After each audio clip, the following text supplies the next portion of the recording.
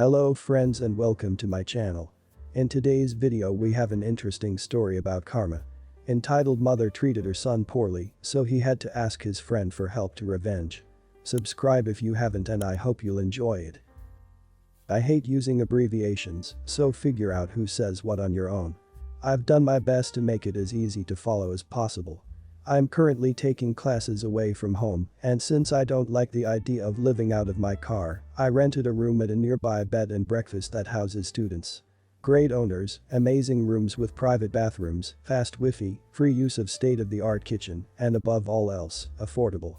Of course, because the place I'm staying at is a B&B first, the owners request that I stay flexible during tourist seasons, which means I keep things at a ready-to-move status. Tourist patrons pay way more to stay here, so they take priority over room choice. Thankfully, tourist season only lasts from September 1st to October 22nd and from February 1st to the 18th and doesn't come without compensation. The owners have temporary rooms in their private residence, they call it the retreat, set up for students who have to move for tourists, as well as a contract stating that if any items left in our rooms are damaged or stolen by tourists, it will be fixed and replaced. Well, it's tourist season again, thanks to the nearby town's winter and Valentine's festivals that happen every February. I've been moved once so far, but it wasn't too bad. The owner called all the students into the common room to explain the room situation for the coming days. Alrighty then, housemate 1 and housemate 2. You're gonna stay the night up at the retreat. OP, you're the lucky one who gets to stay this time. Mind your manners and just do what you do. Later that day, I'm playing on my Xbox when I'm caught off guard as my door swings open and a family of 3 pour in. The father sets down a couple of luggage bags while the kid starts running around the room. The mother takes one look at me and says, "I was told that you'd be moved out by now. Why are you still here?" I politely tell her that they may have the wrong room and that mine wasn't selected for patron use. "That's ridiculous, I specifically requested this room. You better leave now or I'll be having a strongly worded conversation with the owner." I ask her to give me a second as I call up the owner. She gives me a whatever. The owner picks up and I double check with him about my room. He confirms that they have the wrong room and that he'll be there shortly to work it out. I relay this information to the mother, who just doesn't accept this. "This is stupid. I asked for this room and I paid the fee, so you got to leave. Now." The kid finally notices my Xbox. "Awesome. We have an Xbox while we stay here. Can I play it, Mom? Please." The mom agrees, totally ignoring the fact that she has no right to allow her child to use someone else's things. I keep the controller away from the kid and say that if I'm leaving, I'll be taking my Xbox with me. Her brat did not like that answer and began to wail like a banshee. "Now look what you've done. You made my baby cry. He's going to be in a bad mood for the rest of our stay now. You better hope the owner is forgiving, cause he's getting an earful when he shows up." All this is going on and not a word has been breathed from the dad. He just stands behind his wife, arms crossed and with a mildly discomforted look on his face. The owner finally shows up and it goes like this. "Hello folks, sorry for the mix-up. Your room is taken up by this punk, we know. But this is the room I asked for and it's the room we're getting or we'll find somewhere else. Ma'am, your bill states that you asked for room 4. This is room 5. I've already made the arrangements for room 4 to be used, so if you could please just follow me, we'll get your family set up." "No. This room has an Xbox video game entertainer, yes, she called it that, and my son wants to use it while we stay here. It's this room or nothing. You'll be hard-pressed to find another place with vacancy during the festival. Besides, it's just down the hall and is just as nice as this room. Does it have an Xbox? I don't think. Then it's this room, or we take this box with us." I interject, saying that no one is taking or using my Xbox without my permission. "Why do you even have that thing anyways? You look like an adult, act like one and quit playing childish video games." "Ma'am, it's room 4 or nothing. And I can assure you, it's not gonna be easy to find a new place to stay. Even if you did, it won't be as nice as here." "Fine. I'll take it. But don't expect a review over 3 stars. She stomps out of the room, wailing brat and pack mule husband in tow.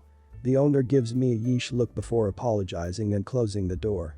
That was 2 days ago, and they're still down the hall from me for another 2 days. The kid has had at least 4 very audible temper tantrums since then. God have mercy. I don't know what mother was counting on because the manager has a clear list of occupied rooms. She probably wanted to solve the issue by shouting, but it didn't work out. Entitled Mom, CD Chill Dad, LB Little Brat. So I live on a river and it's a very popular place during the summer. I have some riverfront property and my house looks onto the river across the street. I have always had problems with people littering and destroying my riverfront property, so I try to make it look secluded. But this made it worse.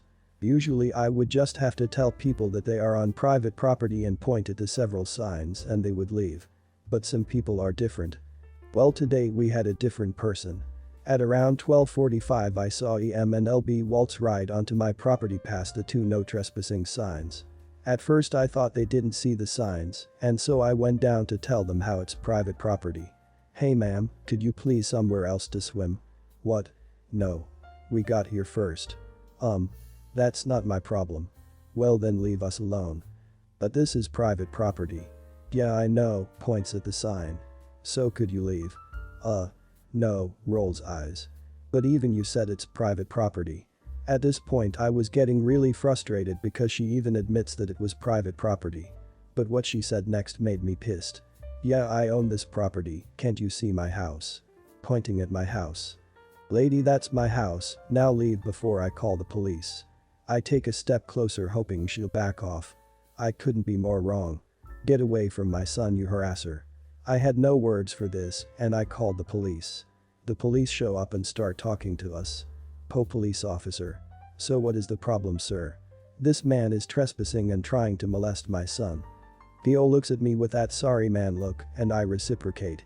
Look lady, I have my keys on me, so if you want to try to say that's your house, we can test it out now. That's stupid. I don't need to prove anything. Well, I'll go show the police I live there. Me, P.O. and EM with LB walk up to my house and I open the door with my key and unlock my car. I'm the driveway. EM tells the police officer I stole her keys and he tells her to leave. Edit.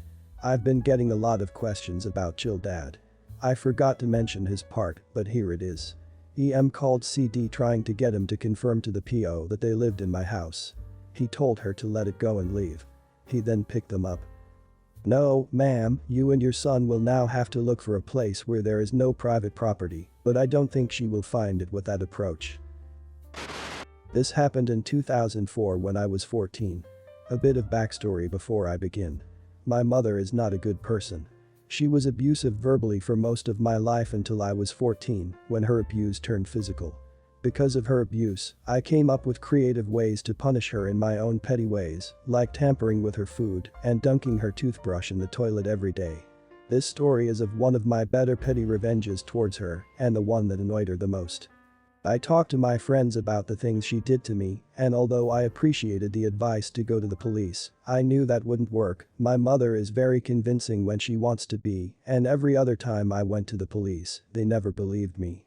One of my friends, who we'll call Tom, gave me a brilliant idea that would annoy her to no end, but wouldn't get me in trouble. His dad is a mechanic, so Tom knows his way around a car.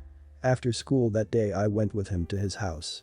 He showed me a place underneath the car, between the top of the front wheel and the side of the engine, and told me what to do. Bring on the pettiness. I had to wait a few days to enact my revenge, but the day finally arrived. My mother and my sister left the house to ride their horses, which gave me plenty of time to do what needed to be done. The next day I went with my mum and sister to do grocery shopping, and I was elated to hear the product of my labor as the car started to drive down the driveway. Clink. Clink. Clink. Yes, dear readers. I attached a rock to the end of a string inside the car that made a loud clink sound every few seconds when the car was moving. What the heck is that? No idea. Maybe you should get the mechanic to have a look at it. Remember how I said that Tom's dad is a mechanic? Well, he's the only mechanic in the town we lived at, and Tom made sure to tell his dad about the things my mother did to me. Needless to say, he was on my side. So after we'd done our shopping we stopped at the mechanic so they could look at it and fix whatever needed fixing. Hi there. Well, my car is making a weird noise when I'm driving. Can you look at it for me? Sure thing. How about you take a seat inside and I'll give it a drive and see what the problem is. He got in the car and drove it around the block. When he returned, the noise had miraculously stopped. He charged my mum for the check and we were on our way, but not before Tom's dad subtly handed me the rock back and gave me a wink and a smile as I left. At night, I put the rock back in place and left it to do its thing for the next day, and oh boy was this satisfying. The next day the noise was back, so mum went back to the mechanic, but this time the mechanic couldn't find anything wrong with it and couldn't hear any noise. I never bothered taking the rock out after that, and neither did the mechanic. He'd experienced her entitlement firsthand and had heard many stories from other people around town about her. The rock wasn't damaging the car or affecting its performance, so there was nothing that needed fixing. I moved away to live with my dad when I was 16, but before I moved, the clink was still there, tormenting my mother every time she drove the car. I lost count of number of times she took it back to the mechanic and the amount of money she spent on getting rid of the clink. The last time I saw my mother I was 23 and she still has the same car. I'd expected the rock to have fallen out by then, but the car still has a clink, but not as loud. Thanks Tom. This woman has clearly received a lesson for life, but how soon will she understand what is the matter and who is to blame for this? This happened a few days ago. I had gone on my usual shopping with help from the staff, as the manager is a friend of my mother. They were dinner ladies in my old school and got along really well. Became friends, and so I always ask the manager that if anyone is free, I would appreciate the help as I feel nervous being by myself due to my autism. Well, while I was shopping, an EM kept trying to steal stuff from my trolley while I was comparing prices on products so I can last longer with my budget. I managed to catch the EM a few times, and I asked why she was taking stuff I was buying. She said this: "You can always get replacements. Stop witching." I start getting stressed and breaking down as the EM starts ripping into me about my stutter. Here are a few of the things she said. "Stop talking. You're like a broken record. Are you dumb? You need help to talk. You're pathetic." I start sobbing and the manager is called over the radio. The Karen is told to leave me alone and that if she kept bothering me, she would be banned for harassing a disabled girl. Karen calls Teresa the N-word and a snitch and leaves. I managed to get myself together after Teresa and the manager helped me calm down. Teresa gets approval from the manager to run my trolley through to get the stuff on my shopping list. I always make a list before I get on the bus to the shop, while the manager kept me company at the customer service tills. Teresa came back after about 5 minutes and helped me run the items through the checkout, with the manager taking 10% off my total as a discount for not losing my temper at the EM we encountered earlier. A taxi was called for me and I waited outside in the parking area next to where the old Blockbuster used to be. I still miss that place. Teresa comes out to make sure I'm doing okay. My eyes were a bit puffy and my face a bit red. The EM from earlier comes to the parking area, apparently waiting for her boyfriend, and spots me. "You." She screeches in a pitch so bad my ears were ringing. "You little witch. You caused me so much freaking trouble tonight. I'm gonna screw you up, dumb." What she forgot was that I was sitting, leaning on the edge of those pole things on the edges of the parking areas. As soon as I moved when she went to swing a kick at me, a crunch was heard. She broke her freaking foot. I started laughing at how stupid she was for doing that, and Teresa scolded me, telling me that while it was a little bit funny, it wasn't the right time to laugh. The EM is screaming for help and crying assault. An ambulance was called for her and she screamed that she would see me in court. I start losing it a bit due to stress making my emotions go haywire, and I am pulled away further down the parking area while she is treated to first aid while waiting for the ambulance. The ambulance takes her away, with police being called as well. The manager had shown police the CCTV footage of the parking area, showing all I did was dodge her.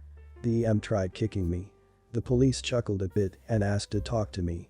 I got help to call my aunt, who we will call Mandy, and she got the report from the manager. Mandy became my appropriate adult, I think it is called. She helped me answer questions when I struggled to get my words out. Police were done in about 10 minutes. Mandy offered to take me home instead of paying for a taxi. I felt guilty about the taxi, but said yes. I hugged the manager and climbed in the back of Mandy's car after loading my bags into the boot or trunk. I love my Auntie Mandy. Also, manager, if you are reading this, thank you for taking care of me. I'm sorry you had to tell my mom what happened. Still, I hope you're doing great. Love your Roxy. Her nickname, not real name. It's wonderful when horrible, hateful people get what's due them.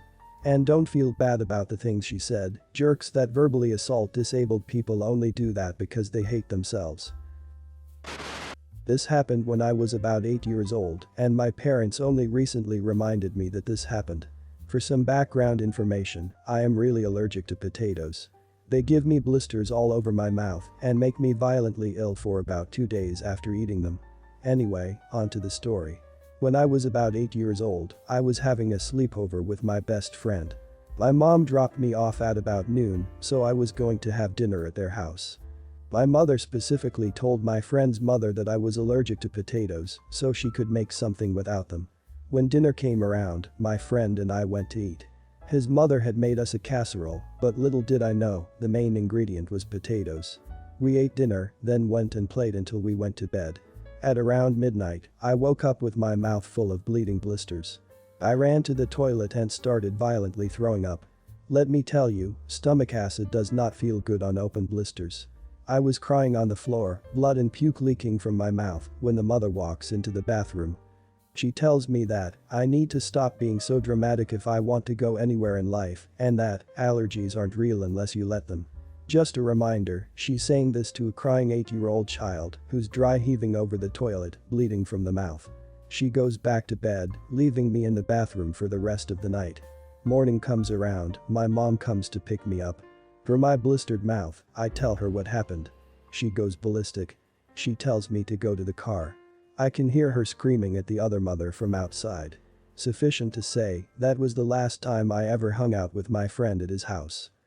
This woman almost got OP to the hospital, but for the rest of the story she acted like she's right. I don't know what to say, just glad OP is safe. Guys, if you end up liking this video please consider subscribing, and if you missed the last episode on the channel I'm gonna link it right here, and entitled Karen tries to take from OP the most valuable thing she got from a deceased best friend. It's unbelievable, so go check it out if you haven't, and I'll see you in my next video.